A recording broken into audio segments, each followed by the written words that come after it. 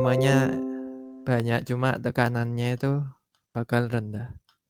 Tapi kalau selang yang dipakai diameternya kecil, jadi diameternya selangnya itu kecil, maka tekanannya itu bakal tinggi. Tapi kecepatannya itu juga besar. Nah, kelihatannya itu volumenya yang diameter besar kan kayak lebih banyak gitu. Tapi aslinya ya sama aja tiap waktunya. Jadi karena itu eh, fenomena yang kayak gitu itu ada kaitannya sama fenomena Bernoulli itu persamaan yang ada di Bernoulli. Jadi karena faktor-faktor eh, tekanan, kecepatan, diameter itu dapat mempengaruhi eh, kayak karakteristik fenomena fluidanya. Jadi praktikum ini dilakukan untuk apa ya? Istilahnya lebih memahami tentang fenomena tersebut gitu. Kalau salah, kalau aku salah, tolong dibenerin. Ya kira udah ngerti ya. Intinya cuman kayak kecepatan sama pressure doang ya Bernoulli. Naik turun aplikasikan kehidupan sehari-hari. Langsung aja lanjut. Ya. Smurfmania siapa ini? Sabar kamu dah. Jogar ini.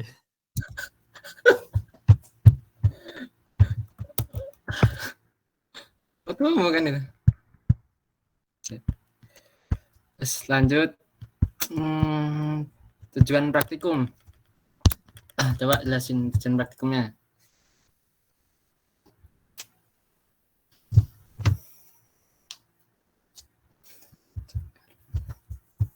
Squire. Ayo, Enggak.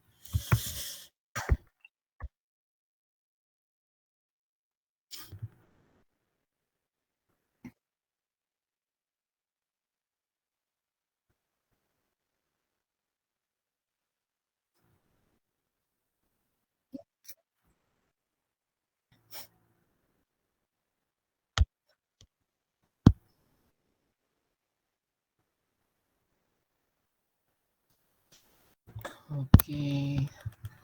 Batasan praktikum ada apa aja? Coba sebutin dulu ada apa aja.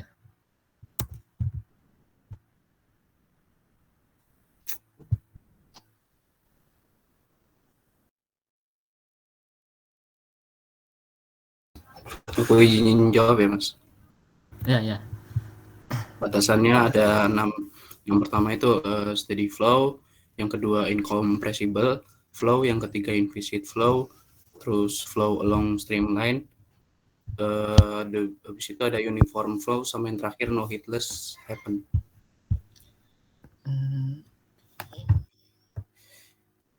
Ini batasan praktikum yang nggak ada di praktikum sebelumnya apa? Di Mac 1 yang mana? Ingat nggak? Temperatur konstan bukan Mas? Maksudnya temperatur ruangan. Yang di sini. Yang di antara 6 ini yang nggak ada di batasan praktikum Mac 1 apa? Kalau steady flow kan udah pasti kan.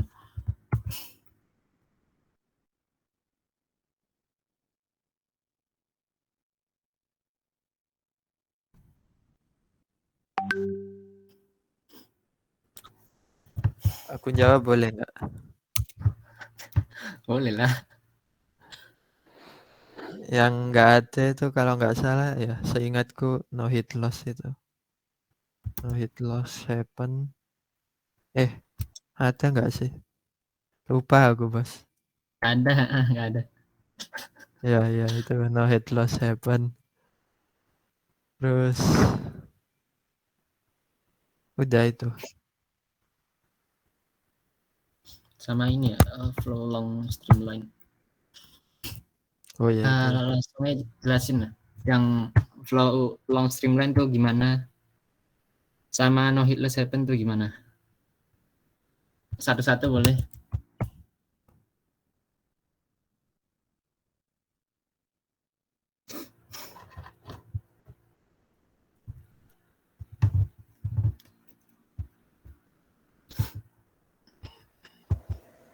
Bisa, Mas.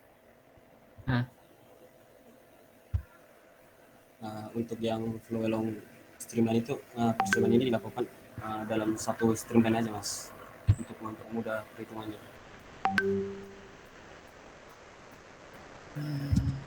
Yang lain mungkin mau melengkapin.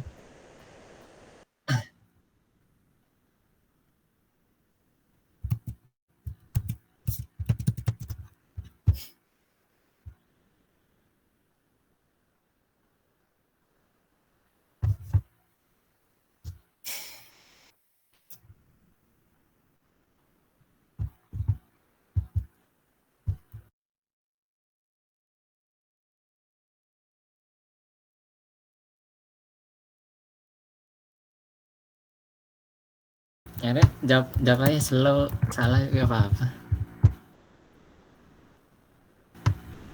Yang apa itu tadi? Yang flow long streamline dulu. Oh, aliran fluidanya itu dianggap sama sepanjang streamline. Jadi profil kecepatannya di tiap titik itu sama nanti. Gitu.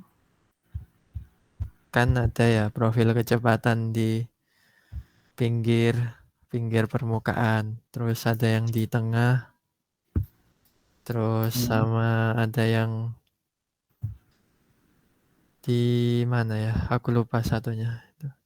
Itu pokoknya tiap-tiap kecepatan itu di tiap titik beda-beda. Nah, yang bikin beda itu kan kalau konsepan yang McFlu 1 aliran dalam plat datar itu kan ada gesekan ya, ada friksi. Jadi dianggap yang aliran fluida dekat permukaan itu bernilai lebih kecil kecepatannya ketimbang yang ada di tengah. Kayak gitu. Sepemahamanku kayak gitu. Itu sebenarnya mirip kayak aliran laminar, nggak ada gangguan velocity-nya di poin-poinnya itu nggak ada kayak fluctuation gitu. Terus kalau yang no hit loss happen tuh gimana?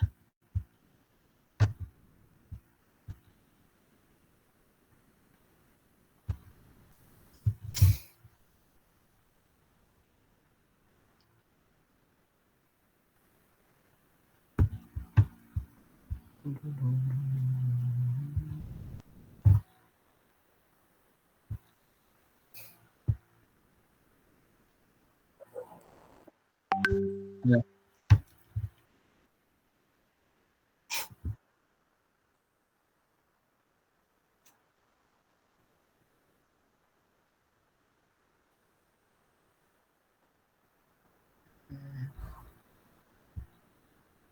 Oke.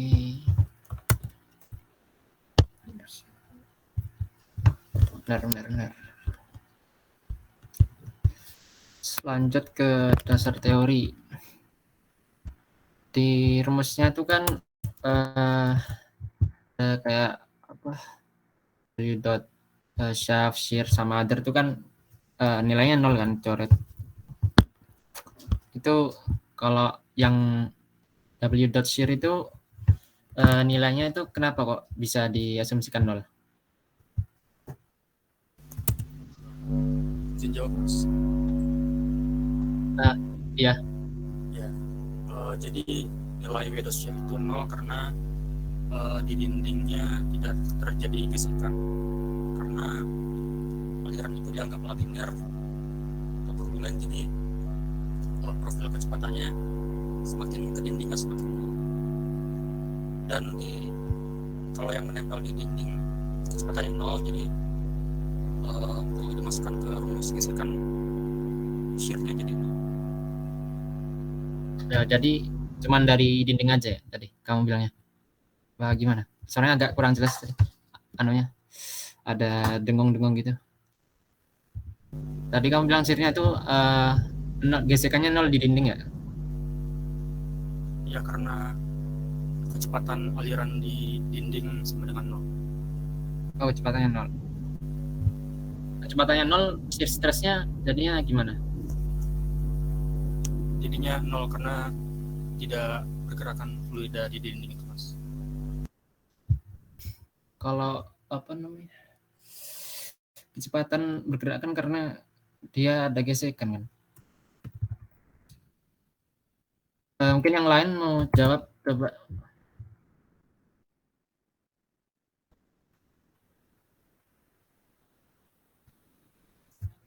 Yang belum jawab mungkin nyoba nggak apa-apa.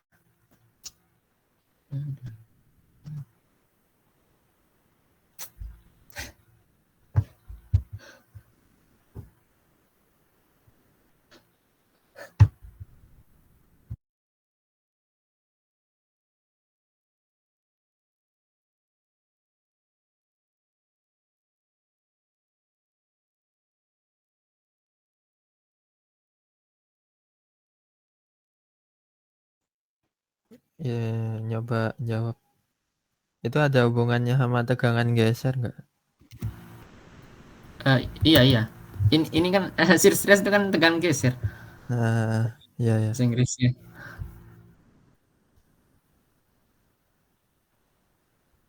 Saya baca dulu. Belum belajar aku.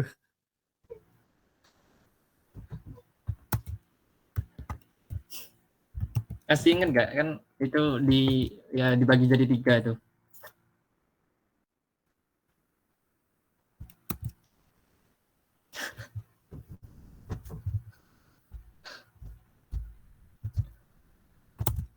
Di shear stress itu loh apa?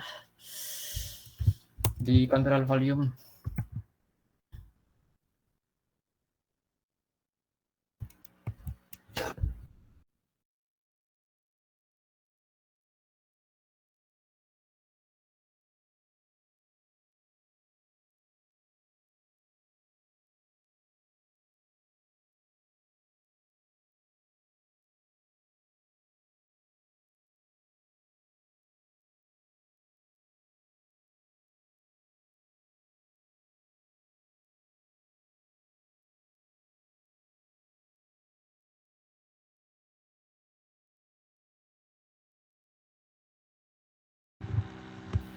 Oh ini ya yang rumusnya shear sama dengan DU per DY, terus ada yang ada koefisiennya, terus ya enggak sih?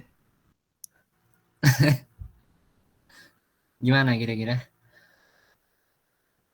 Jadi luasan fluida yang digeser oleh plat selama waktu T itu elemen fluidanya itu terdeformasi gitu. Belum, kurang.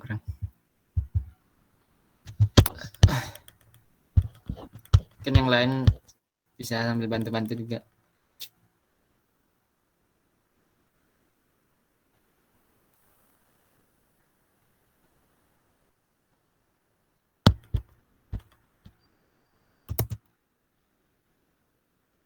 Ini emang di anu ya apa? Di asumsi itu emang shear stress-nya apa namanya? Invisit ya, emang 0. Tapi kalau dari rumus itu juga apa namanya? Bisa dilihat gitu loh secara lebih detailnya. Meskipun invisit kan juga sebenarnya nggak benar-benar 0 kan. Itu loh yang rumus apa namanya? Shear stress work done by shear stress di control volume. Jadi ada 3 yang dipertimbangkan. di shear stress yang di shaft sama solid surface sama di apa namanya? Kalau misalnya ada shaft ya shear stress yang ada di shaft sama yang di surface itu yang katanya Andika bilang tadi, sama itu apa shear stress yang di surface-nya counter volume-nya yang kita pertimbangkan. Ada yang ingat gak yang itu rumus itu?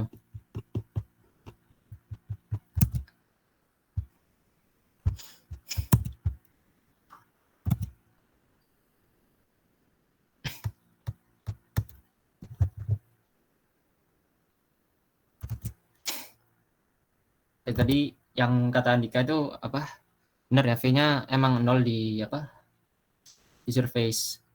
Tapi shear stress-nya itu nggak mesti 0. Jadi kan rumusnya tau shear stress dikali V dikali area. Yang 0 itu kecepatannya ya, velocity-nya. Itu yang di shear stress yang di bagian solid surface di control volume-nya. Yang dimana control volume-nya itu gambarnya ya garisnya mepet sama surface dari pipe-nya itu. Terus di sini juga kan shear stress-nya di apa namanya di shaft itu kan apa namanya di sini nggak ada shaft-nya ya, udah otomatis dianggap 0 lah. Terus sama shear stress yang ini apa di surface dari control surface kan itu tergantung kita gambar control surface-nya kan kayak gimana. Kalau miring dia baru apa nilai shear stress-nya itu ada kan dikalikan sama cosine. Jadi arah dari fluid flow-nya itu sama bentuk dari control volume-nya itu dipertimbangkan banget ya. Jadi bisa kita punya shear stress-nya dikalikan cosine. Kalau misalnya control surface-nya itu tegak lurus sama aliran fluidnya, ya berarti kan dikalikan cos 90. Cos 90 kan 0, jadi shear stress-nya sama dengan 0. Jadi total shear stress-nya jadi 0. Jadi meskipun apa namanya shear stress-nya itu kita bisa bilang apa nggak ada 0. Sebenarnya nilainya itu ada, cuman tergantung kita itu apa analisis di control volume-nya itu.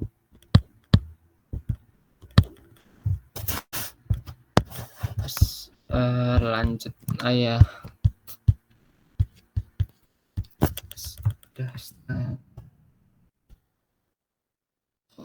Coba jelaskan persamaan Bernoulli dah. Gimana? Yang dari SMA udah sering denger ya? Bernoulli.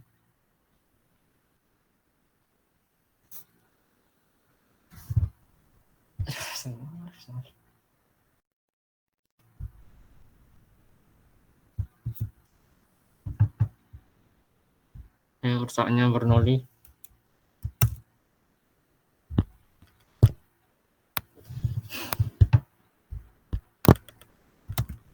Izin menjawab Mas, ini rumusnya Mas, persamaannya. Iya. Oke, jelasin kamu seadanya. Oke, jadi persamaan Bernoulli itu rumusnya itu P1 ditambah setengah rho V1 kuadrat ditambah rho GH1 sama dengan P2 ditambah setengah rho V2 kuadrat ditambah rho GH2.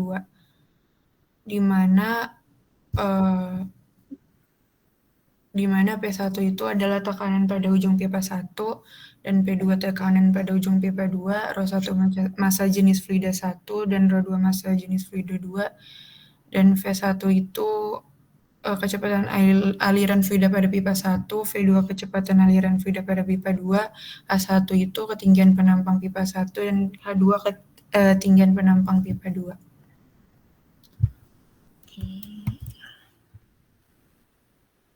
Terus aku nanya, kira-kira kalau pakai rumus Bernoulli misalnya di dua streamline yang berbeda, misalnya di pesawat kan ada yang di airfoil kan ada yang ke atas, ada yang ke bawah. Kira-kira bisa nggak pakai persamaan Bernoulli di dua streamline yang berbeda itu?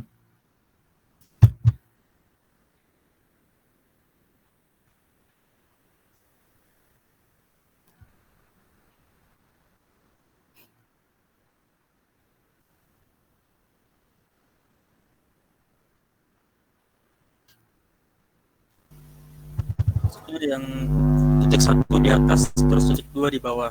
Saya gitu, Mas. Ya kan, misalnya airfoil ya, ngerti kan? Ada yang apa? Streamline-nya ada yang di atas gitu, ngalir di atas sama ngalir di bawah kan. Nah, misalnya yang di atas streamline-nya namanya streamline 1, yang bawah streamline 2. Kira-kira kalau pakai rumus Bernoulli di streamline 1 sama dengan streamline 2 itu bisa nggak? Misalnya P1-nya ya di streamline 1, titik streamline 1.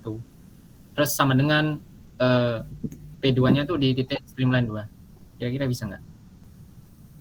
Nggak bisa, Mas. Karena beda aliran.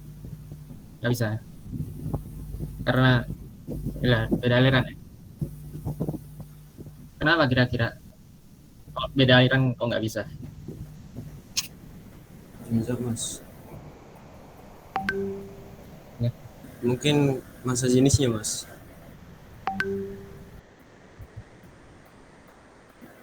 Enggak, di sini kan masa jenisnya kan sama kan, apa namanya?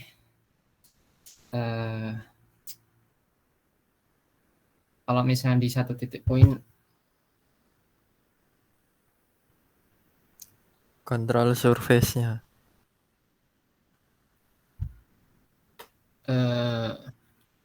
jadi lebih kayak gini apa? Ya kayak kamu menganalisa dua orang yang berbeda. Misalnya Rizkaullah sama Smurfmania nih. Rizkaullah energinya 1000 kalori.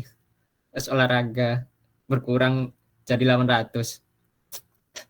Smurfmania juga kamu menganalisa apa? Kalau energi conservation itu kan energi tidak dapat di apa? Ketelan energi itu kan, tahu kan rumusnya? Ya, analisanya ya cuman perlu diajak kayak misalnya dari 1000 jadi 800 kan, sedangkan kalau energinya Superfania kan beda lagi kan, beda orang beda energi kan. Misalnya energinya 5000 kilokalori, kalau pakai apa kekelan energi di dua orang beda gitu kan ya nggak nyambung, energinya datangnya kan dari mana beda-beda. Dari yang sekolah nggak makan, yang Smurf ini makannya banyak, datang energinya juga beda-beda. Lanjut, jelasin tekanan statis, dinamis sama stagnasi.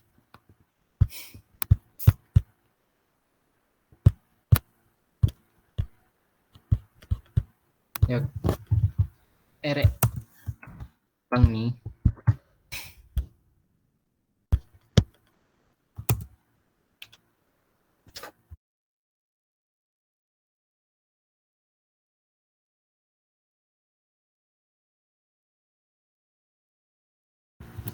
Stagnasi, statis sama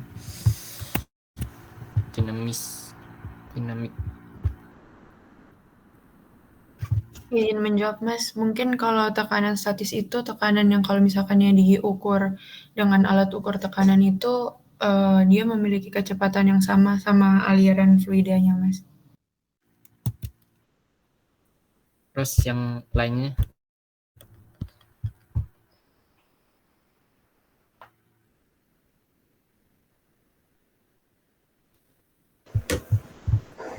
Enggak, Mas.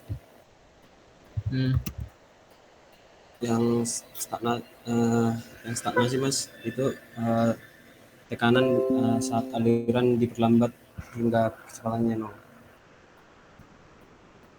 Nah, terus 0 maka tekanannya gimana? Uh,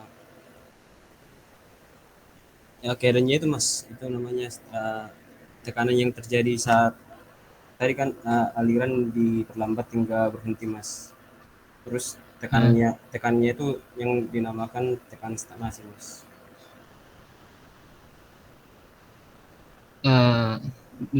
Besaran mana sama tekanan statis?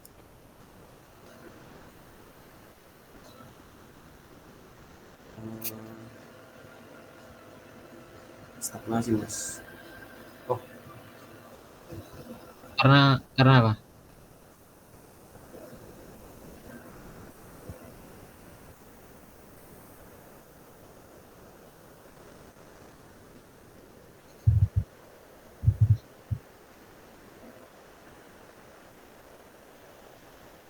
karena fenolnya nol mas.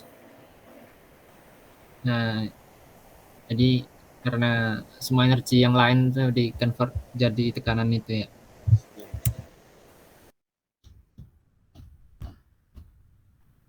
Terus satu lagi,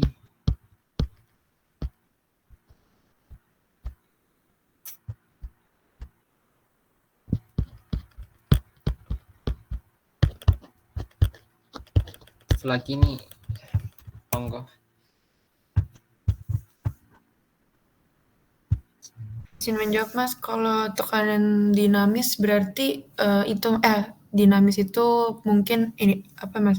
Selisih dari tekanan stagnasi sama tekanan statis Mas.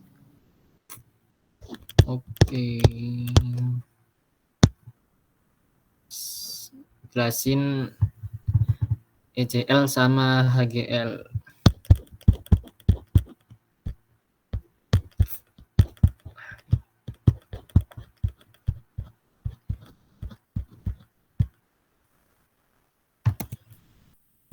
Bedanya apa?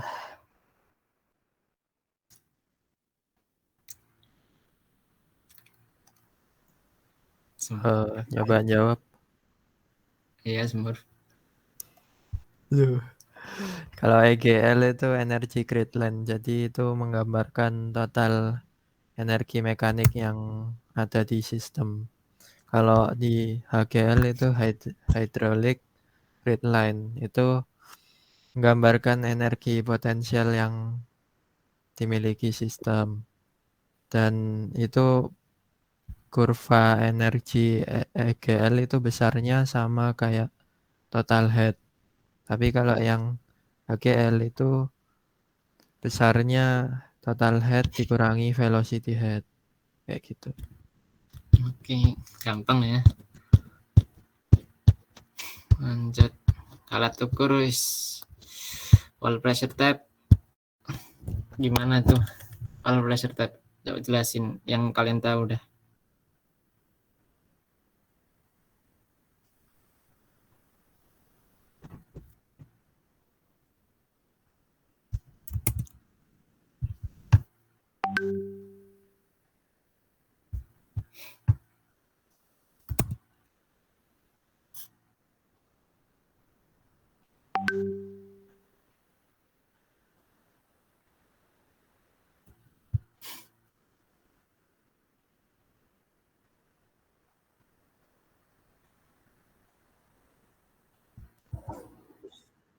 Iya.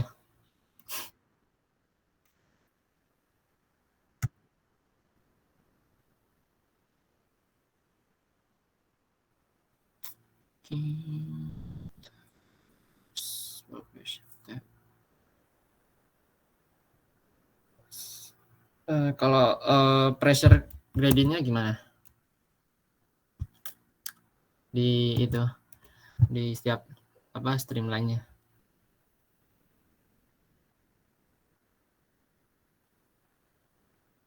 Sama atau gimana?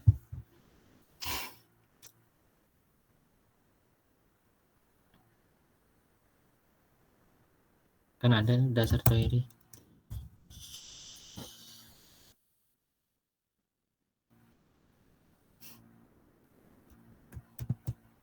Maaf Mas, tadi pertanyaannya apa Mas? Pressure di tiap streamline yang berbeda. Kalau ngukur pakai wall pressure tape, itu pressure-nya gimana? Tekanan statisnya di streamline yang berbeda. Gambar misalnya ada pipa, ada streamline 1, 2, 3. Kira-kira tekanan di 1, 2, 3 itu gimana? Sama atau beda apa gimana?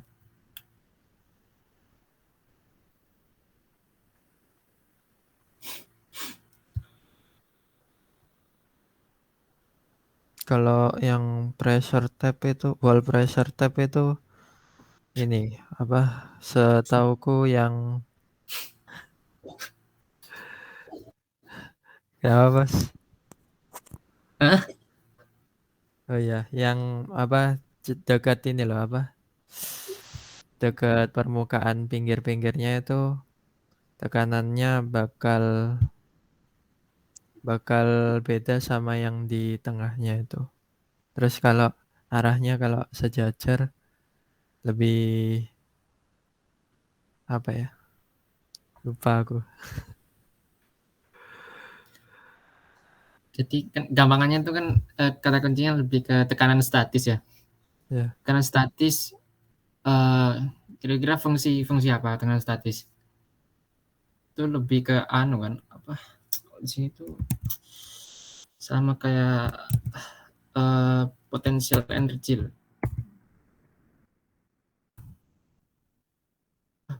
Yang diakibatkan karena itu hidrostatik mirip-mirip gitu. Jadi kalau misalnya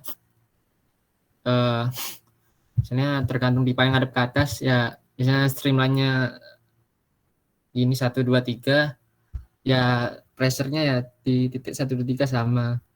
Tapi kalau misalnya pipanya apa? Misalnya pipanya horizontal gini, misalnya streamline-nya dari atas ke bawah ya static pressure-nya juga beda.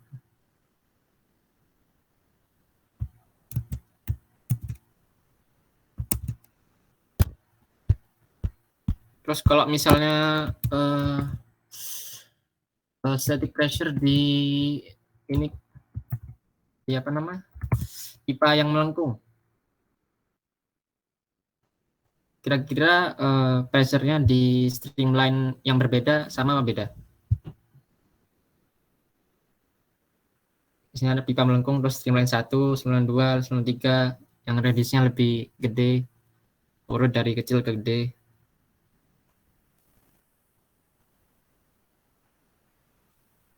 Terus langsungnya pengaruh apa namanya pressure terhadap itu radius atau curvature dari pipa itu gimana?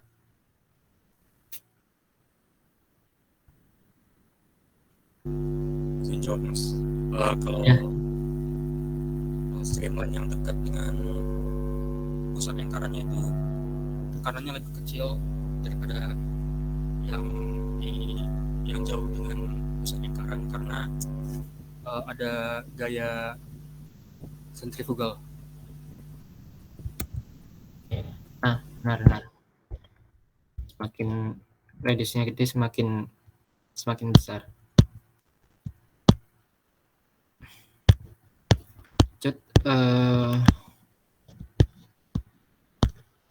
Pressure probe. Soalnya pitot bedanya pitot apa namanya? Pitot sama pitot static tube apa?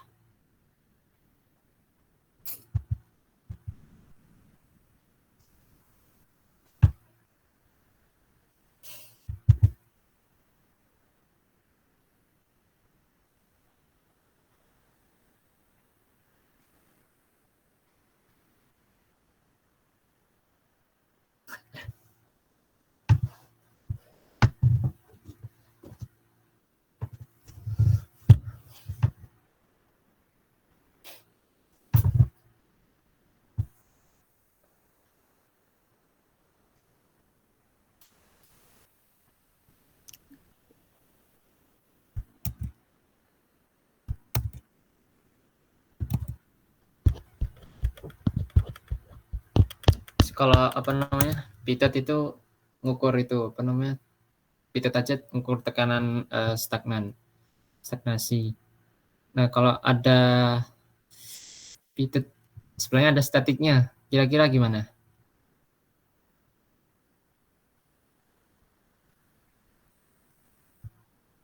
Ada kata statik.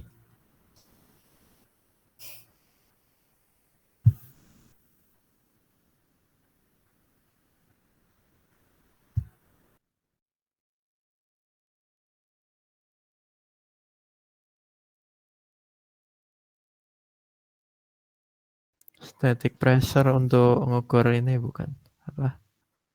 Untuk mengetahui velocity-nya. Pitted. Jadi baca-baca itu pitted sama pitted static tube itu beda. Sebenarnya kalau pitted ya kan stagnan aja, nggak bisa cari itu velocity-nya.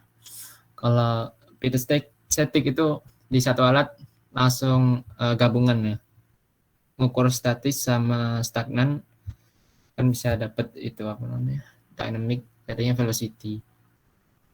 Biasanya kalau pitted itu dipakainya di aplikasinya kemana? Contohnya di mana? Di kehidupan sehari-hari. Tidak serik tuh, pitted. Izin jawab Mas. Ya. Pesawat ya Mas. Kalau Ya, itu F1, mobil F1. Kalau di pesawat misalnya buat itu ya, buat ngecari kecepatannya. Setelah tahu kecepatannya, kira-kira gunanya tahu kecepatan itu buat apa? Kalau di pesawat, gunanya tahu kecepatan angin di pesawat itu.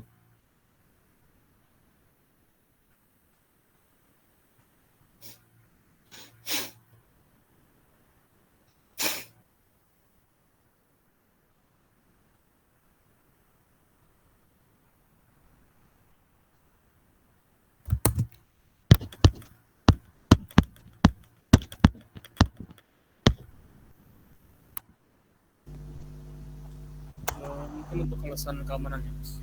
Misalnya kalau mau mendarat atau lepas landas itu ada kecepatan maksimumnya, atau kalau lagi terbang ada kecepatan minimum atau maksimum.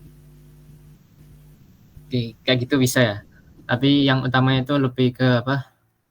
Buat kontrol itu apa? Biar dapat gaya lift force-nya itu cukup atau enggak, itu ngelihat dari situ. Tahu kan ya, kecepatan sama pressure begitulah namanya. Lanjut lagi.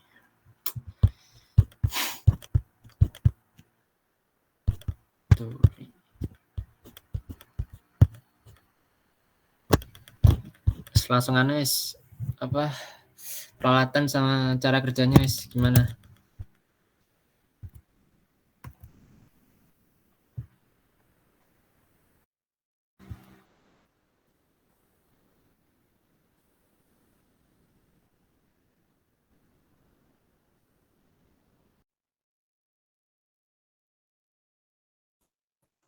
Peralatan ya.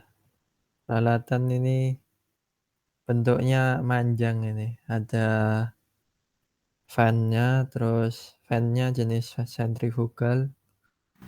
Terus ada motor penggerak. Ada manometer U. Ada pitot static tube sama ini apa? Venturi sama duct tembus pandang. Buat cara kerjanya itu pertama pompa sama pitot static tube, terus venturi duct sama manometer U-nya disiapin, terus atur inlet blower jadi full open pertama. Terus habis full open itu diukur panjang HT, HS, HV untuk pitot statiknya. Terus untuk H1, H2 sama delta H itu dari venturi meter. Terus jarum pita tube itu ditarik sepanjang 18 mm. Terus kalau sudah sampai itu dilakukan berulang-ulang sampai jarumnya sepanjang 258 mm. Nah, kalau udah di end. Terus untuk percobaan selanjutnya itu pakai inlet blowernya itu yang half open. Untuk prosesnya sama seperti yang full open. Kayak gitu. Ya, ada di modul ya. Terus bedanya ini apa namanya? Fan atau blower tuh bedanya apa? Kenapa? Bedanya fan sama blower. Kalau fan itu yang masuk udaranya apa? Ngambil udara jadi aksial. Tapi kalau blower fan-nya sentrifugal jadi masukin angin. Tapi kalau yang blowernya itu aksial yang ngeluarin angin. Jadi nggak ngumpul di satu tempat anginnya. Kayak gitu. Bedanya cuman di anu aja sih. Lebih kalau di blower ada casingnya aja, jadi ke spesifik ke arah tertentu, area tertentu. Kalau di fan ya kayak fan biasanya di rumah, jadi benar-benar anginnya ya kemana-mana. Kalau ini kan emang blower, biasanya emang di industri lebih namanya lebih ke blower, apa ke specified area gitu, specific area. Langsung ke ini ya, selanjutnya udah jam 6. Komparatif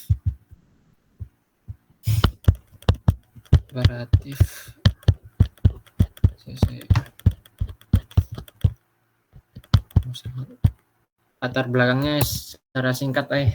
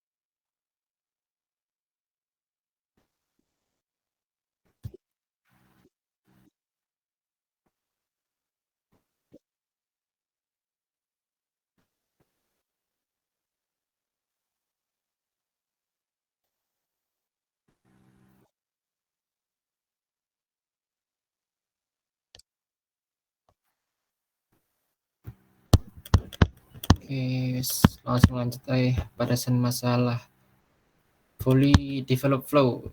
Coba itu gimana terusnya? Fully developed flow.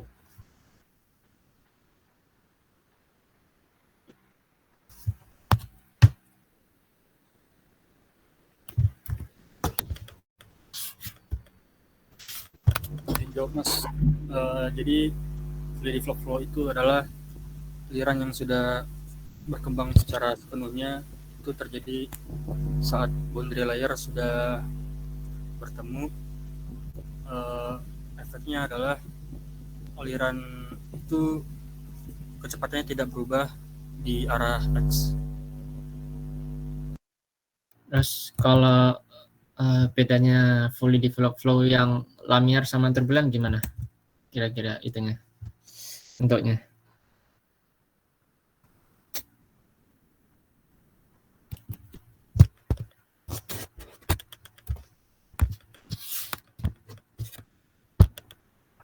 Menjawab, Mas. Ya. Kalau misalkannya di fully developed laminar flow, velocity-nya itu parabolik, Mas. Kalau ya seperti itu, Mas. Yang apa? Iya, kayak gitu, Mas. Kalau misalnya di fully di laminar, velocity profile-nya itu parabolik. Kalau yang turbulen? Kalau yang turbulen itu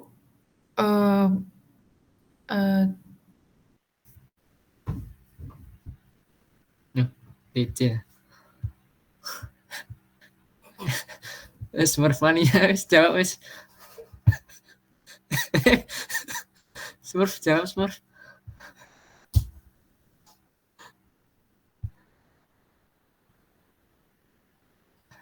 Ayo Didi mungkin. Apa tadi? Fully. Kali kan yang laminar udah dijawab. Parabol. Kalau yang turbulen gimana? Yang fully developed, yang turbulen. Ini dah apa? Alirannya dah. Yang velocity profile-nya.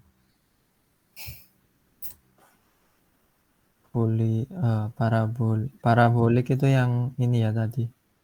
Izin menjawab, Mas. Mungkin kalau yang di turbulen velocity profile-nya kayak apa ya, Mas? Kayak sejajar gitu, Mas. Ya, agak mirip kayak uniform ya. Uniform, ya. Di pucuknya melengkuk dikit. Terus non-falling factor gimana jelasin?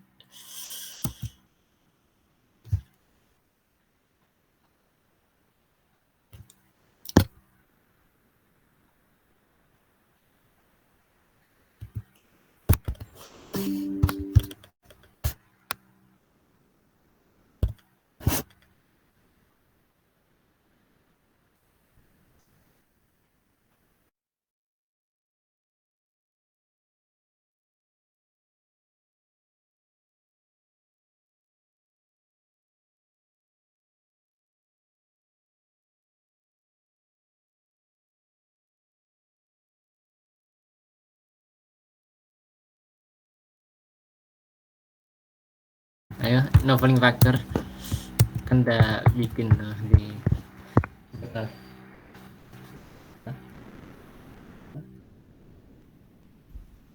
itu apa resistensi terhadap aliran panas, no falling factor itu. Jadi dianggap 0 biar nggak berpengaruh sama ini perhitungannya nanti, sama pengamatannya.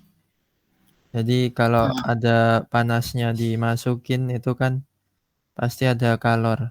Q-nya nggak bakal 0 Q-nya. Q-nya yang di persamaan Bernoulli tadi. Mungkin kalau yang lainnya mau jawab.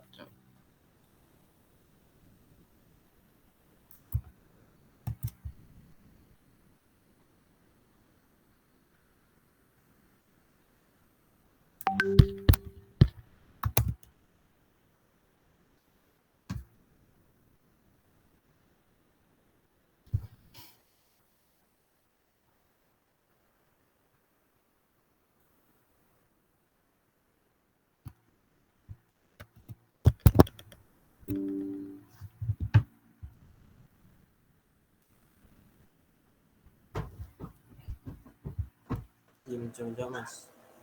Nah, permukaan pipa dianggap bersih tanpa adanya kotoran sama pengendapan Mas, karena bisa mengakibatkan pengecilan penampangnya Mas. Oke, bisa mengganggu alirannya ya. Terus apa ya? Jelasin jenis head loss. Jenis head loss.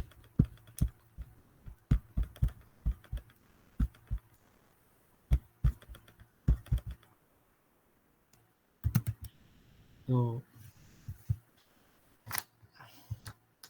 Menjawab, Mas.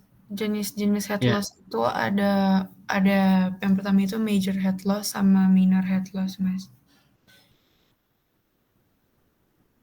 Terus Kalau misalkan penjelasannya gimana? kalau misalkannya minor head loss itu kalau misalnya itu kerugiannya itu yang disebabkan seperti perubahan pada penampang pipa, terus misalkannya kayak di entrance-nya sama di fitting-nya juga.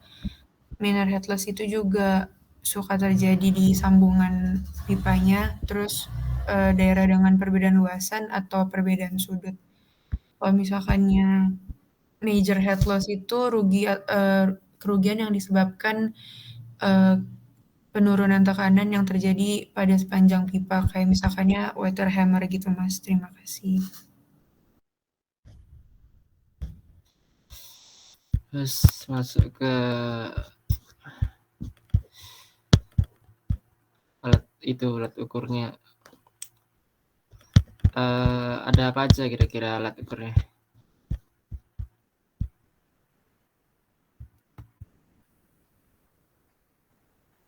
Yang pertama itu ada alat ukur buat flow meter itu ada Venturi meter sama orifice meter. Untuk Venturi meter itu untuk mengukur laju fluidanya misal ngitung aliran air atau minyak yang ada di pipa. Terus buat Venturi meter itu alatnya itu ada pipa Venturi buat mengetahui permukaan air yang ada. Jadi tekanan itu bisa diperhitungkan juga. Terus kalau yang Tekanannya di Venturi diukur pakai apa? pakai bentar. Pipa ada pipa pengendali ini. Ngukur Pipa. pressure di Venturi itu pakai apa? Alat ukur untuk ngukur pressure di Venturi. Oh, ini ada ini siapa? Kayak pressure gauge-nya gitu ya. Pressure gauge.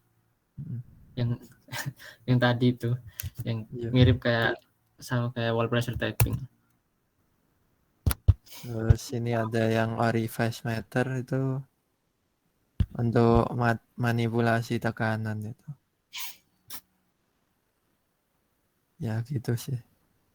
Bedanya orifice sama Venturi apa? Kalau orifice itu penampang di tengah-tengahnya nggak ngecil sama itu. Jadi apa ini rata ya. Kalau di Venturi penampangnya itu nyempit terus ngeluas lagi. Di orifice tadi gimana? Nggak ngecil. Oh ngecil saya cuma ini nggak kelihatan jelas. Oh ya ngecil. Cuma ini siapa?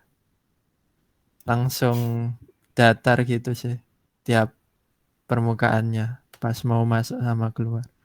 Kalau di Venturi meter kan melengkung kayak nggak langsung datar.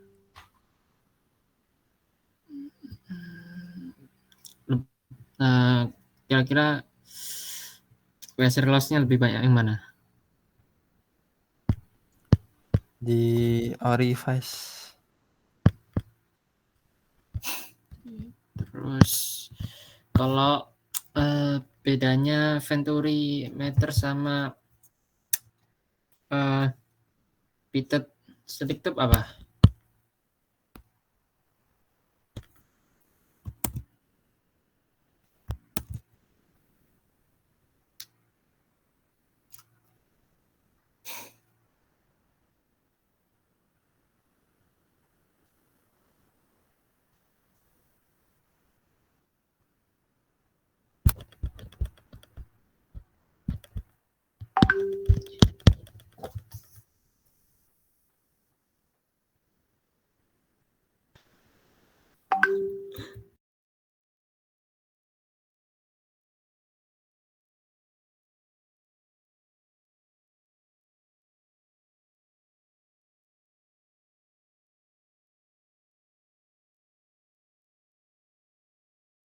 Izin menjawab Mas, mungkin kalau misalkannya di venturometer itu nggak ada titik stagnansinya Mas. Jadi venturometer itu cuman lihat constriction untuk cuman mengukur perbedaan kecepatan fluidanya, habis itu diubah menjadi tekanan dinamis Mas. Jadi di Venturi sama Pitot itu sama-sama bisa itu ya, mengukur velocity ya? Menurutmu gimana?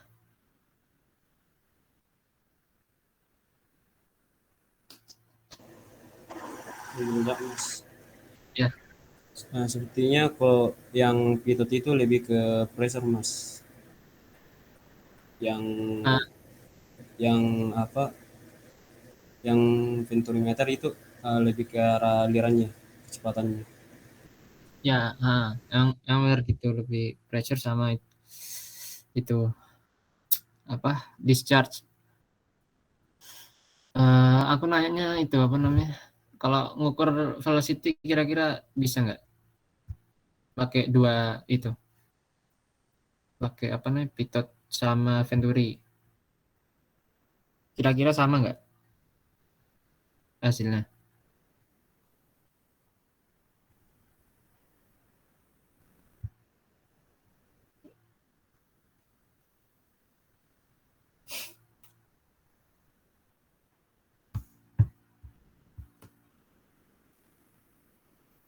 Mungkin sama sih kalau menurutku.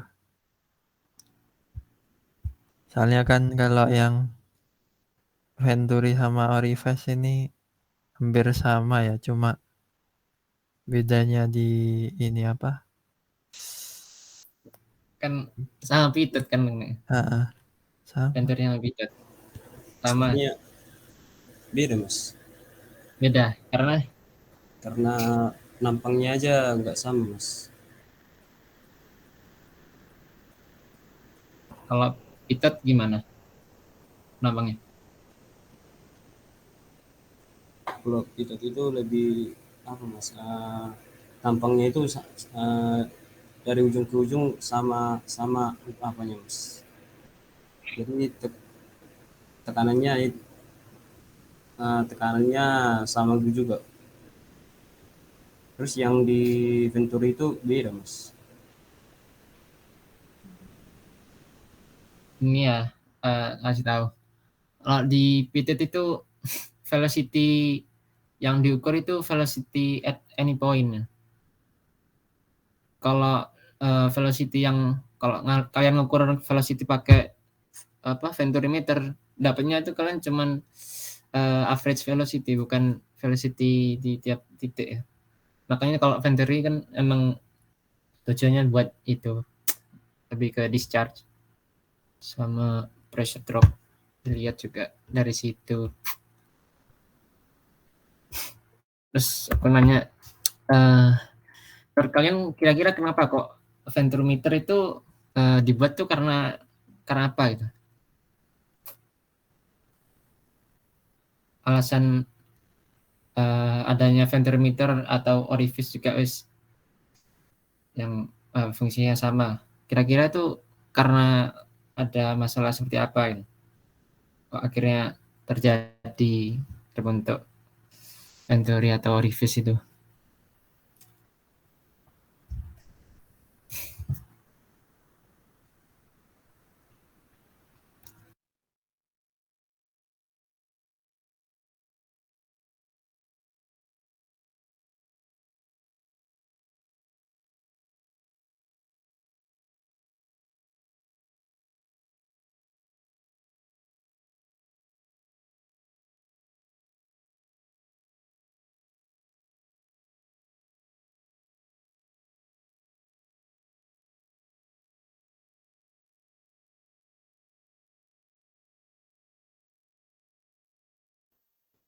Kalau Venturi itu ini kecepatan fluidanya itu gara-gara ini ya apa penemunya ini maksa fluidanya untuk ningkatin biar debit fluidanya bertahan saat bergerak itu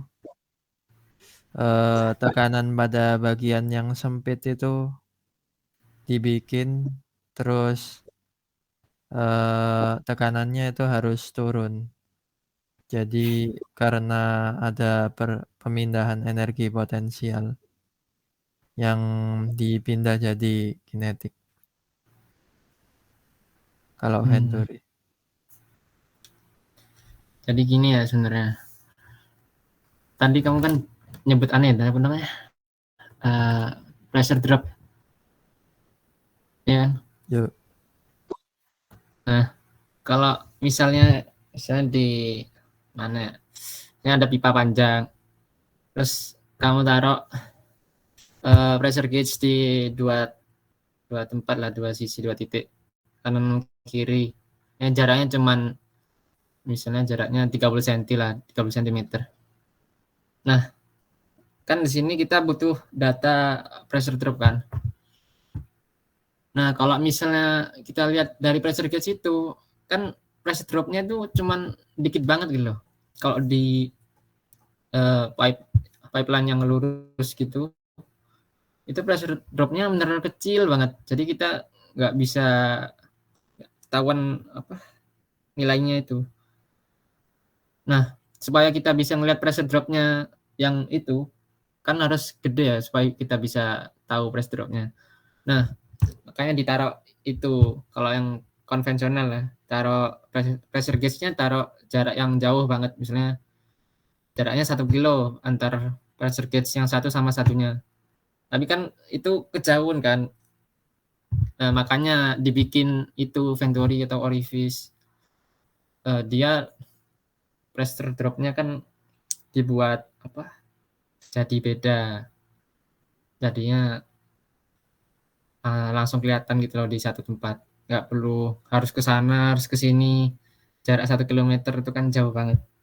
Makanya ada itu Venturi atau orifice. Ini datanya bisa dapat untuk buat nyari discharge-nya.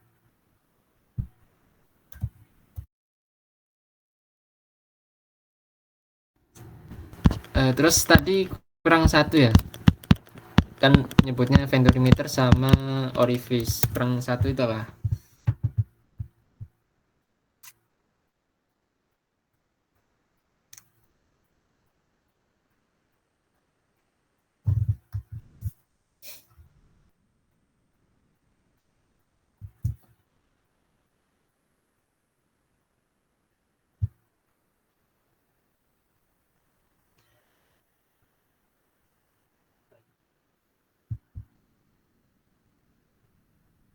Ayo satunya apa? Guys, ini udah bukan waktu.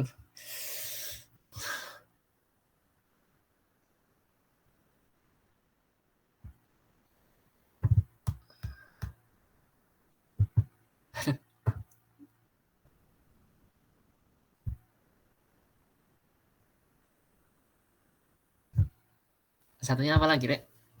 Ini kan udah orifice sama Venturi. Dia aku cuma ini sih Venturi sama orifice.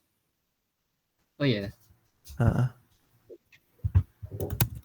ini harusnya. Apa namanya?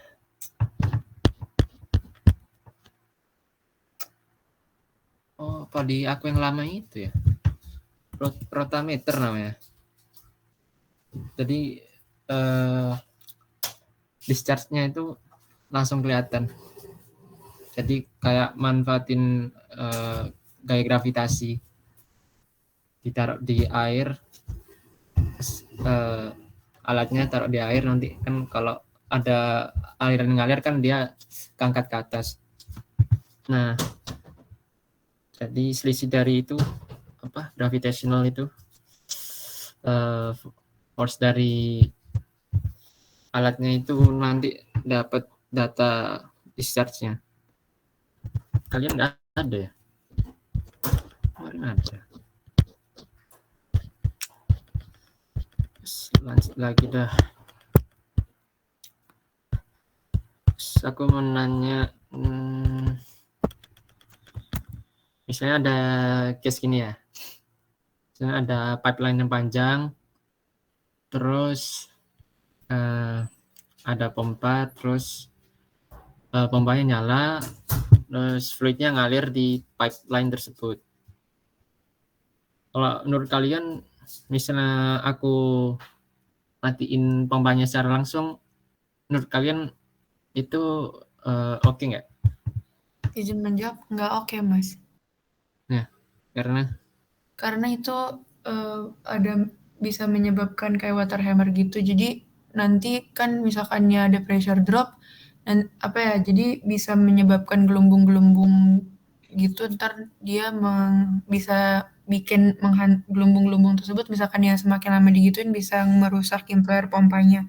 Jadi karena ada pressure drop misalkannya air itu tuh mendidih di misalkan di 1 ATM di suhu 100 derajat. Cuman gara-gara ada pressure drop itu nanti misalnya di suhu 40 atau 60 tuh udah bisa mendidih jadi atau terbentuk gelembung-gelembung air gitu, Mas. Terima kasih. kalau yang kamu jawab mendidih itu ya, lebih ke apa namanya, cavitation. Soal cavitation, kalau apa namanya, pompa air terlalu dalam, setahu aku jaraknya itu paling dalam 12 meter atau 33 feet di bawah ground level, di bawah water surface level. Nah, kalau yang tadi itu yang kutanya itu lebih ke itu mengarah ke hukum Newton 1 ya. Mungkin agak out of the box sedikit. Jadi kan namanya hukum Newton 1 masih ada ingat gak? Inersia. Ya, inersia ya. Nama ya kayak pelajaran SMP ya, kalian naik mobil tiba-tiba ngerem mendadak. Kan kedorong ke belakang sama kayak air yang di dalam pipa itu. Kalau masanya semakin besar kan dia itu directly proporsional ke gaya yang balik ke belakang nanti itu. Ya yang mukul impellernya itu nanti bisa rusak. Tapi kalau emang masanya cuman kecil ya mati langsung nggak apa-apa lah. Emang nggak bakal merusak. Kecuali kalau emang pipeline-nya yang diameternya gede, karena gede baru. Biasanya prosedurnya valve-nya ditutup separuh dulu, baru dimatiin bombanya. Terus naik lagi ke kalau misalnya pipa dengan diameter yang gede sama kecil lebih awet yang mana?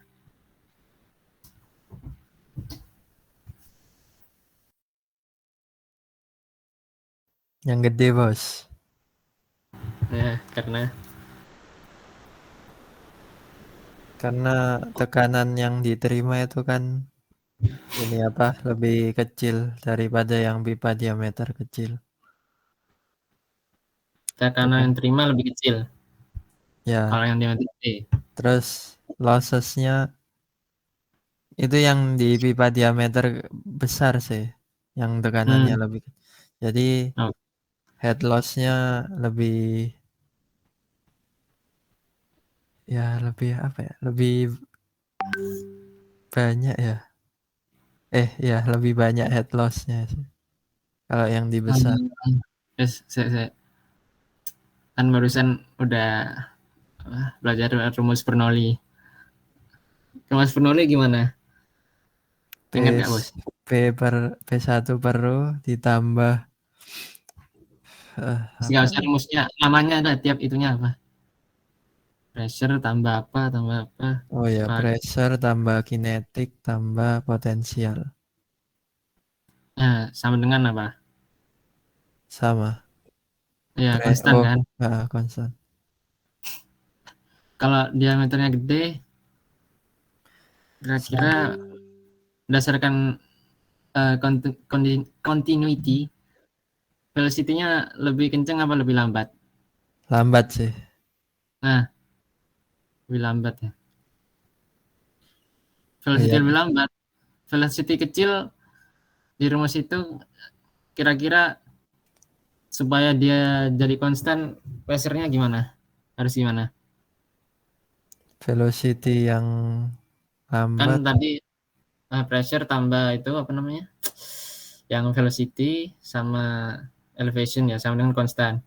Velocity-nya turun supaya yang kanan tetap konstan. Kira yang lain gimana? Tekanannya juga ini sih nyesuaiin sama Misalnya velocity. jadi gimana? Kalau velocity-nya rendah, kok tekanannya juga rendah.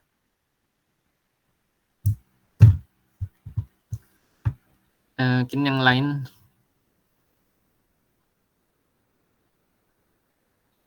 Izin bertanya Mas, tadi pertanyaan seperti apa Mas? Supaya sama ke ruas kiri dan kanan sama. Itu kan apa tadi kan udah nyebutin itu rumus Bernoulli.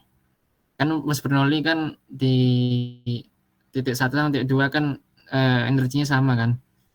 Konstan. Nah, P apa namanya? Apa sih namanya?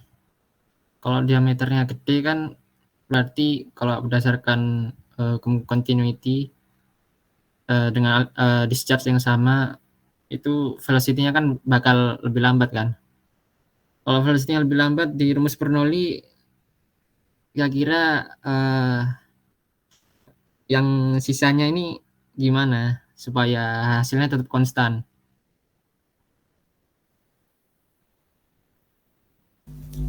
pressure-nya naik mas. Itu yang sudah tadi. Bukan velocity-nya turun, pressure-nya turun juga, bukan berdasarkan Bernoulli kayak berbanding terbalik ya, naik turun. Nah terus kalau untuk yang tadi yang aku tanya soal tadi kamu jawabnya gimana nih? Lebih awet yang mana? Yang besar, diameter besar. Ya. Yang besar tuh sebenarnya karena itu apa namanya? Velocity-nya kan lebih lambat. Kalau yang diameter kecil itu kan velocity-nya lebih kencang. Kalau di rumus friction itu friction factor tuh naik proporsional sesuai kecepatan ya. Tapi kalau secara gampangnya kan kalian nyoba air disemprot kenceng sama pelan kan lebih sakit yang semprot kenceng kan, lebih kegerus pipanya kalau kecepatannya kenceng. Jadi diameter yang gede kecepatan rendah lebih awet daripada yang diameternya kecil. Tapi ya gitu, sebaliknya kan harga pipa yang gede emang lebih mahal, emang kan ada positif negatifnya.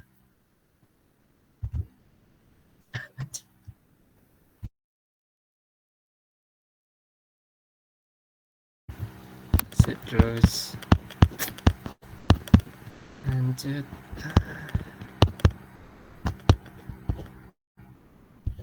jenis fitting apa, ada apa aja?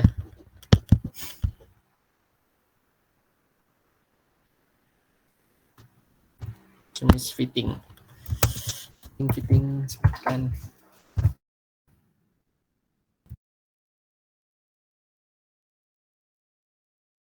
Ini ada 3. Ada sudden enlargement, sudden contraction, sama elbow.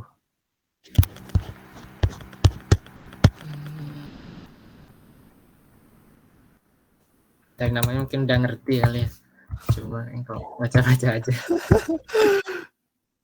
Iya.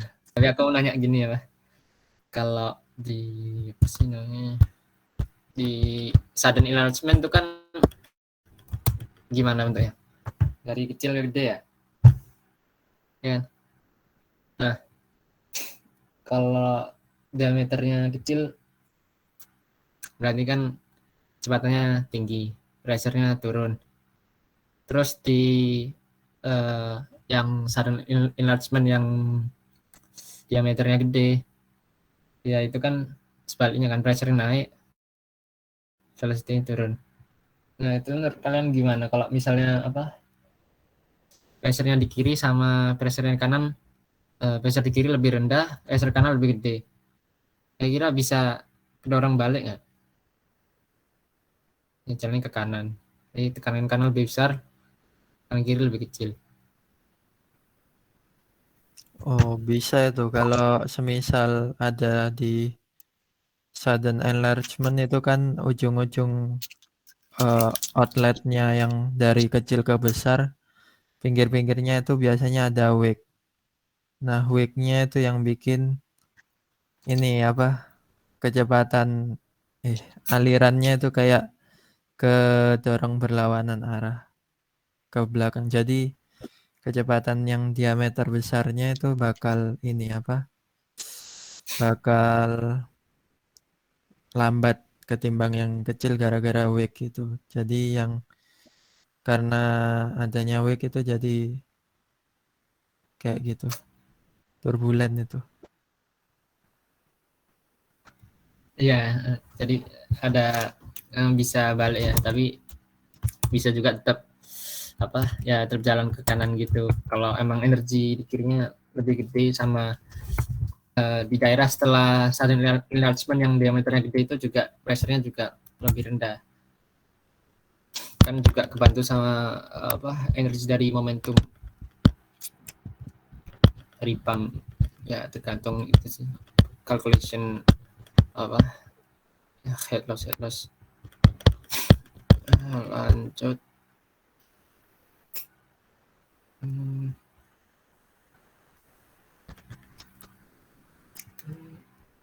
Kalian tahu cara kerja itu nggak?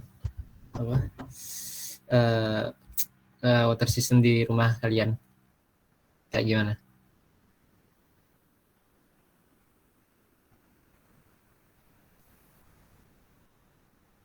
Dari sumber air sampai kalian mandi itu kayak gimana? Aku ya nyoba ya. Boleh bang. Jadi dari tandon itu dipompa ke kan ada yang pipa yang kecil sama yang agak besaran dikit. Nah itu jadi pas dari tandon itu dipompa, terus kan alirnya ngalir ya, tapi itu nggak bisa keluar dulu. Jadi salah satu keran itu harus dibuka dulu baru bisa ngalir keluar. Kalau enggak bakal numpuk. Ya terus Nah, mungkin yang lain menjawab. ya yang lain coba. Bingung aku.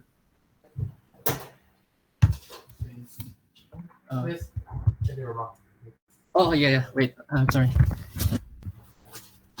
Let's open Bentar ya. all the shares about that and get in next month. Bentar guys. Berapa menit ya ntar? Hello. Udah buka Halo. puasa guys. Kalian nggak buka puasa? Ayo. Aku mau. Buka puasa.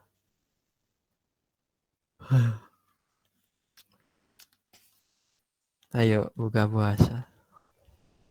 Kamu nggak buka puasa, San?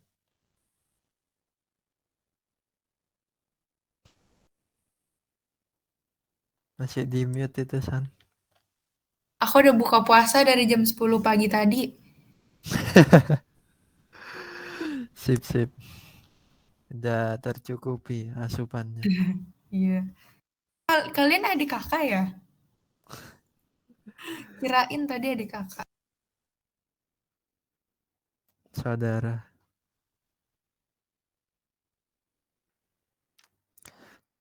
Kamu nggak ada ini, kakak juga.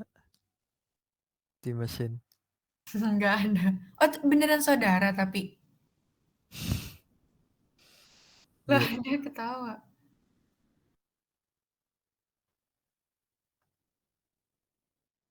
Duh, waktunya buka. Gimana Filzan? Mau disudahi sekarang? Sama.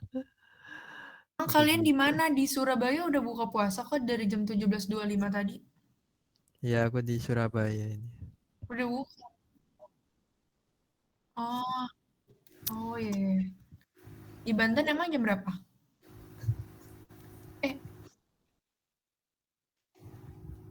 Demi apa? Kasihan.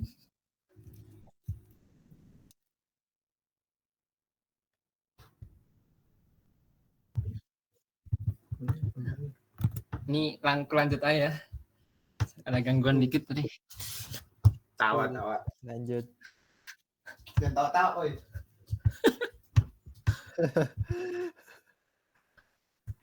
Sini bos. Adu mekanik.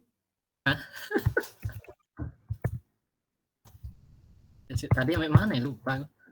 Sampai ini loh, yang cara kerja di... Oh iya. Gimana? Tadi ya. Tadi itu kan air dipompa terus bisa ngalir udah gitu. Tapi kalau ada yang pipa naik itu bakal ini kan nggak bisa ini. Misal ada pipa yang naik terus di bawahnya itu ada pipa lagi gitu. Jadi pipa yang di bawahnya itu bakal menuhin ini dulu. Kayak apa ya? Tangkinya kapasitas yang di bawah dulu.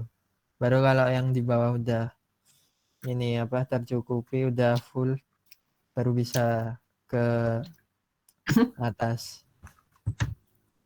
Kayak gitu. Tadi kamu bilang pompanya ada berapa jadi totalnya? Kenapa? Satu. Total pompanya ada berapa? Satu.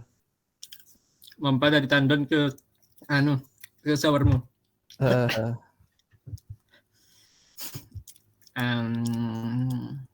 Kikok nih. Kenapa? Ini nggak ada yang dosen Pak Trio gitu? Enggak, aku Pak Nur Ihwan. Yang lain nggak ada kah? Herman. Pak Triyogi enak, Pak Triyogi. Mungkin yang lain mau nyoba jauh juga. Kurang tepat ya. Kurang tepat terus kulo. Sampai jam berapa ini? Belum Jam berapa sih? Udah buka kan Surabaya? Sudah. Aku juga dari tadi setengah jam malam. Coba on cam. Lah, ini bro. Bocahnya kabur.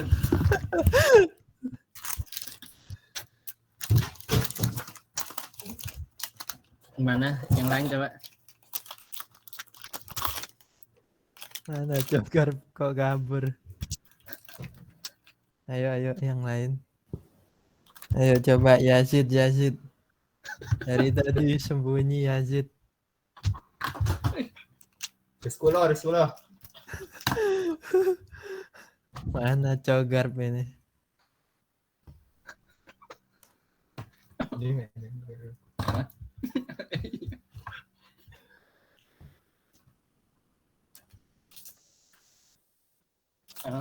Biar ndang selesai.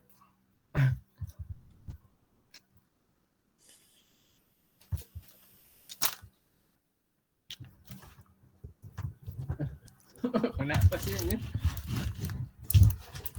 Ayo. Coba jawab Mas. Kalau aku dari sumur pompa ke toren, terus itu dari toren udah Kalau Dari apa? Torrent. dari torrent, kalau Apa? buka Torrent? keran torrent, Oh iya, oh iya. Ya. kalau dari Terus. torrent udah, kalau buka keran ngalir. Kalau pompanya gimana pompanya? Pompanya dari sumur ke torrent aja. Di dalam sumur pompanya.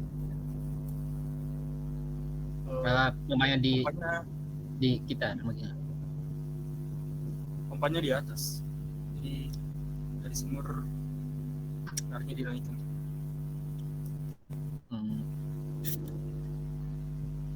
Sebenarnya ya seperti yang aku bilang tadi. Apa? Monggo. Iya, apa ada? mungkin nih kayak plumbing system gitu ya Mas. Jadi kalau misalnya nih kurang benar mohon maaf ya Mas. Jadi mohon maaf. Iya. Jadi yang ini ya Mas, pertama-tama itu kan ada plumbing system di rumah. Jadi dibagi menjadi 2. Jadi yang pertama itu dia itu bawa fresh water, air bersih ke rumah kita. Habis itu sisanya itu bawa yang lain itu ambil wastewater out yang air yang udah terpakai.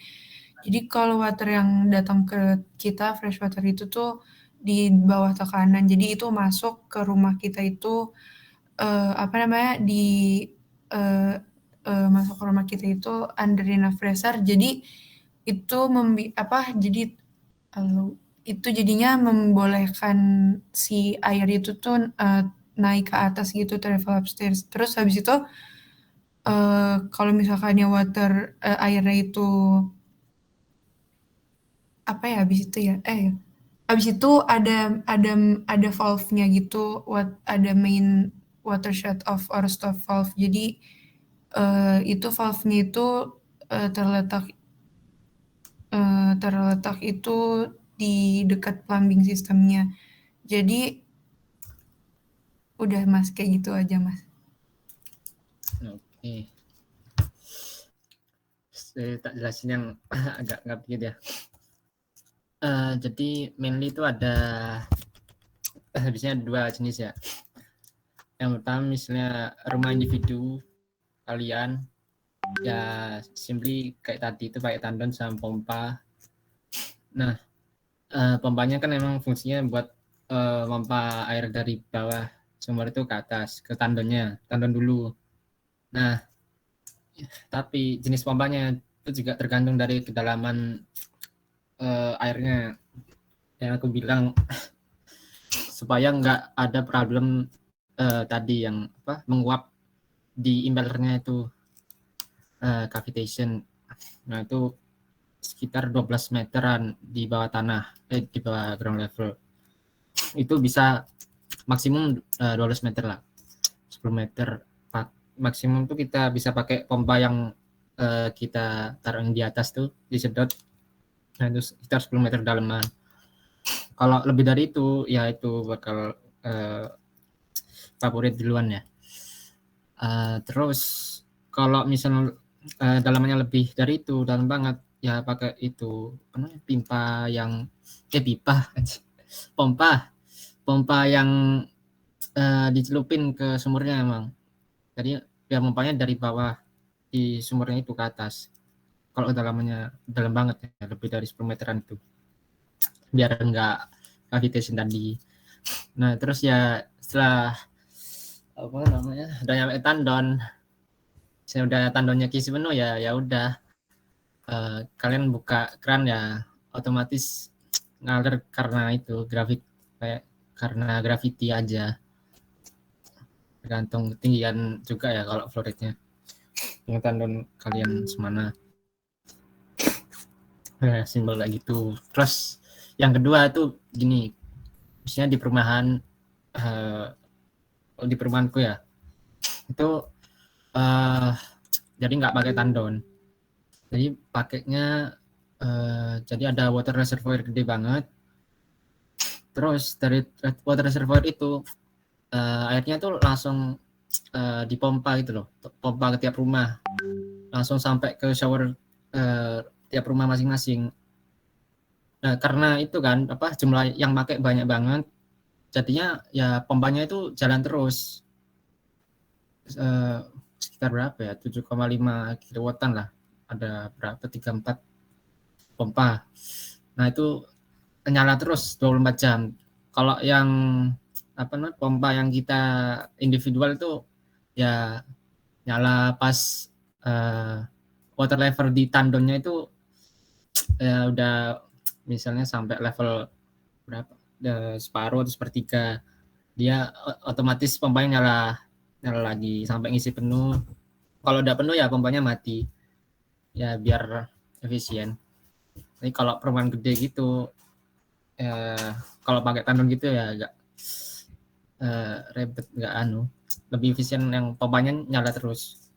Kalau emang satu perumahan itu ya water systemnya terhubung dari satu pusat. Kira-kira gitu ya. Ini out of dikit ya, tapi kan masih nyambung ke perpipaan. Tahu kalau kalian pernah ada dikasih tugas itu nggak, desain water system di rumah kalian gitu? Belum. Itu kelasnya Pak Triyogi itu. Iya, Udah Pak Triyogi. kemarin. Saya, Mas. Oh, kamu Pak Triyogi dah? Iya. Udah. Udah lagi dikerjain sih, Mas. Dikumpulinnya besok. Jadi mau nanya, Mas, tadi Mas yang pompanya itu kalau berapa meter di bawah groundnya 12 meter maksimal? Nah, tergantung ini kalau 10 meter atau 12 meter itu setara itu tekanan atmospheric pressure.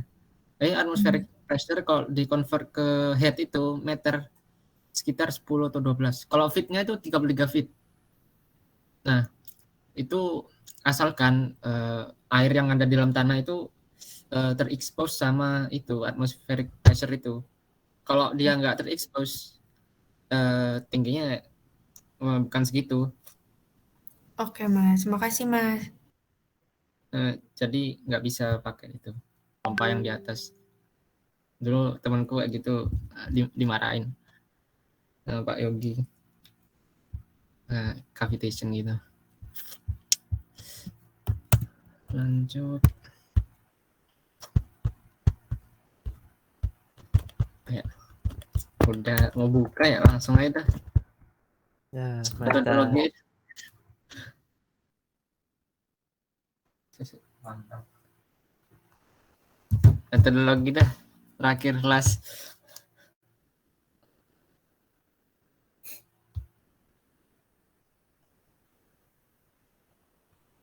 Tuh.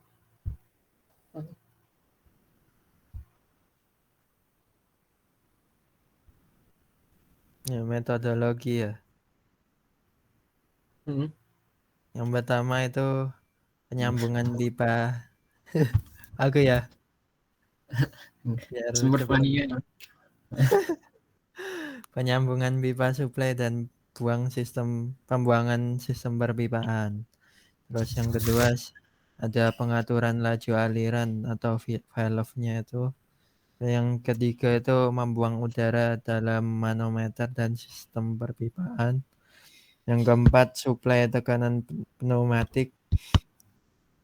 Ya udah disiapin itu nanti laju aliran aktual yang ditunjukkan pada rotameter itu dibaca terus. Nah, di situ ada kan rotameter? Ini siapa? Metodologi. Flowchart. Lah ya ada kan, berarti harusnya rotameter. Oh iya. Di dasar teori juga ada dong. Tapi di nomor 4 ini yang metodologinya cuma ada 2, Venturi sama Orifice. Yang rotameter masuk di peralatan pipa yang diukur. Jadi habisnya 90 derajat elbow pipe itu rotameter. Gak tahu kok gini ya. Kan fungsinya sama-sama ngukur itu sama kayak Orifice sama Venturi. Persis. Oke. Oke. Terus debitnya diatur dari 200 liter per jam sampai 1600 liter per jam. Caranya itu buka katup pompanya dengan setiap pengukuran ditambah 100 liter per jam sebanyak 15 kali. Terus apabila atau debitnya udah 200 liter, itu pertama air yang ditunjukkan pada manometer dibaca sampai keadaannya stabil, terus nilainya dicatat. Terus sampai itu debitnya 1600, jadi selesai. Kalau belum 1600 diulang lagi. Udah kayak gitu. Penambahannya 100 liter per jam.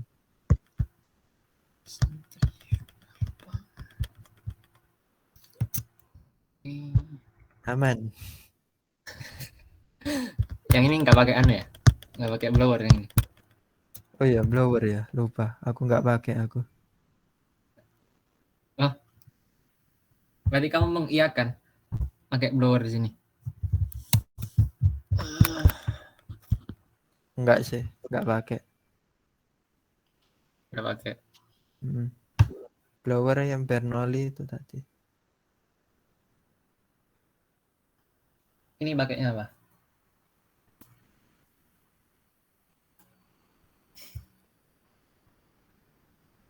Bentar. Ini pakai pompa suplai tekanan pneumatik ini.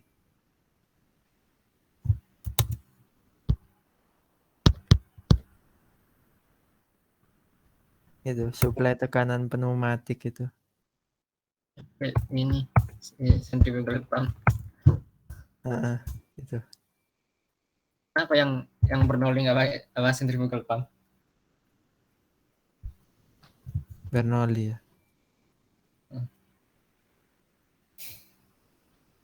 Kalau pakai centrifugal kan pakai tadi centrifugal pump di Bernoulli. Oh, tadi Bernoulli centrifugal pump. Iya. Oke. Jebak ini. Parah sih. Centrifugal blower tadi yang Bernoulli.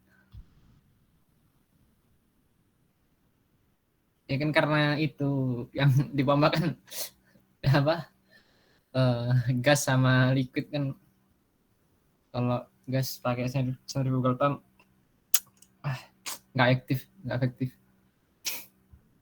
Oh, aman lah, aman. Nah, ya, itu pakai blower. Pokoknya kalau pakai gas ya pakai blower namanya, bukan apa pompa. Oh, oke. Aman ya. Aman. Minta berapa nilainya? 100. Boleh. Ya wes, tutup air. Oh ya, untuk apa namanya? Kan praktikumnya online ya, tapi datanya mungkin habis lebaran tanggal 9. Nah, temanku yang ngomong data juga apa namanya? Udah pulang. Nggak apa-apa ya. Aman. Nah. Oh iya, jamnya boleh ini nggak apa? Jam apa? Jam ambil datanya pas praktikum boleh ini nggak? Kan online jadnya sih. Oh, masih online ya. Praktikum mau online. offline nggak apa-apa, kalau mau offline. Enggak. Jam 12. Nggak ngerti juga sih kenapa jam 12. Jam 12 malam. Koornya nggak tahu kok rada gaji. Maksa banget pretest offline kemarin. Temanku yang cewek nanya sekali minta pretest online langsung dibolehin. Wah. Mantap. Ya. Hah?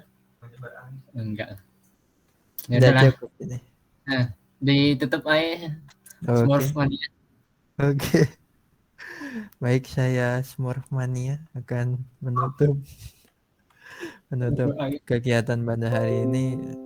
Sebelum kita tutup, mari kita berdoa dulu sesuai keyakinan masing-masing. Dimulai. Cukup. Oke. Kenapa? Iya, Boleh. SS dulu. Udah kok, udah. Sama ini Cogar. Cogar Ya, belum Cogar. Cogar. Ini ini Cogar. Ah, Ini Andika tahu ini enggak? Andika apa tahu ini enggak? Nggak kelihatan mas. Nggak lihat. Itu Asprak Maxwell 1-mu. Oh reagen, mas reagen. Iya. Cogar. Udah ambil foto dulu dah. Jaket takut anu. Dapat apa? Kartunya Ryan dari sekolah. Ke apa? Dapat nilai bagus soalnya ini. Pede ya. Pede buat pede. Harus. Boleh lift dah. Oke. Sun bos. Makasih Iya. banyak Mas. Terima Kasih mas. Dan Mas. Aduh. Ya.